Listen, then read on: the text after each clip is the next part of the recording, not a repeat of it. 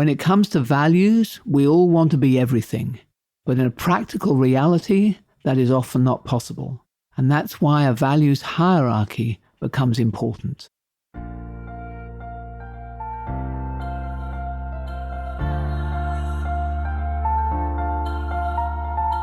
This is Walking Your Talk, a podcast about leadership, authenticity, and courage. I'm Carolyn Taylor. Over my career, I've worked with well over 100,000 leaders in every kind of organization. People who are committed to closing the gap between their own values and those of their organization and how they show up every day. I wrote a book called Walking the Talk on how you change corporate culture, but this is much more personal. If you want to be known as someone who walks their talk, then this podcast is for you.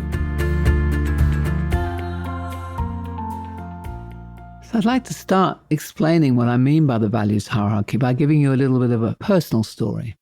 So I have a very, very strong value of learning. It's probably the one or two at the very top of the list when I do that exercise that we looked at in the previous episode, which was to look at all the values that you have.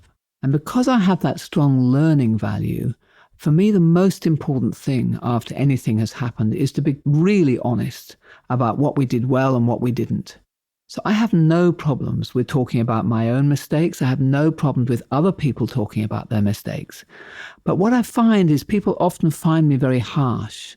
They find that I don't want to do any sugarcoating. I don't really care about keeping people happy or having a sense of probably even compassion with the way that we deal with people who perhaps have been a part of a project where things didn't go well. Because for me, my values hierarchy will always put learning above compassion. So then let's imagine that I'm in an organization who wants developing our people and compassion for our people to be something that's very important for them. So I might say, well, yes, I have that as a value. But then my action, what I actually walk in terms of my talk, will tend to demonstrate that although I may have it as a value, I only display it as a value when it's not in conflict with learning. When it's in conflict with learning, I will tend to always put learning first.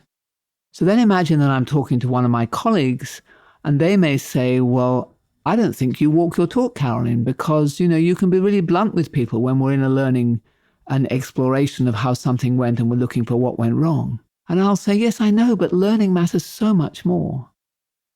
So that's the kind of dilemma that we often find exists in organizations.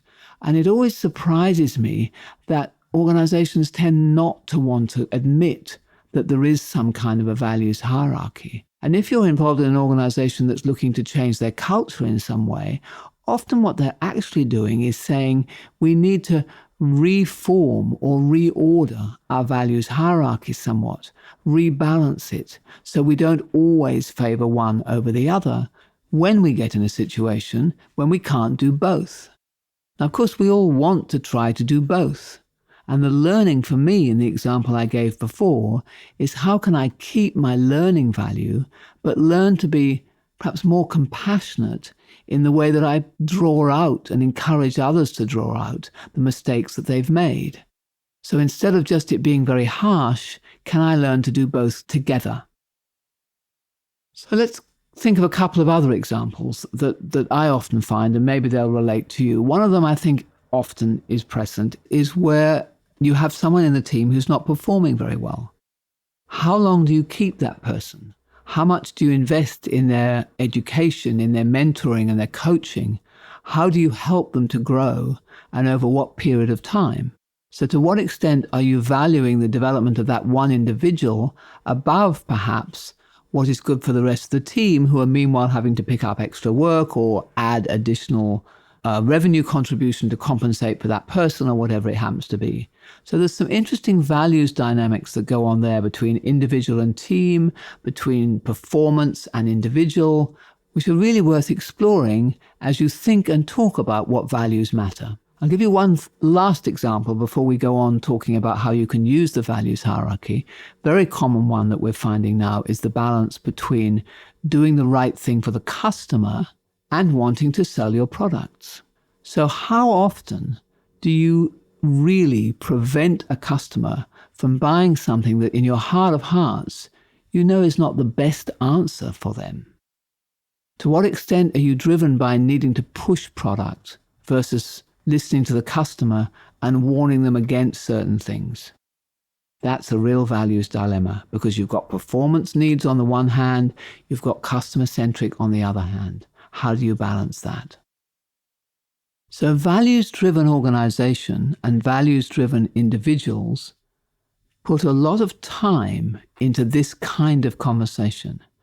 They recognize that there are several values that are important, and they recognize that sometimes some decisions you cannot actually meet all of them at once.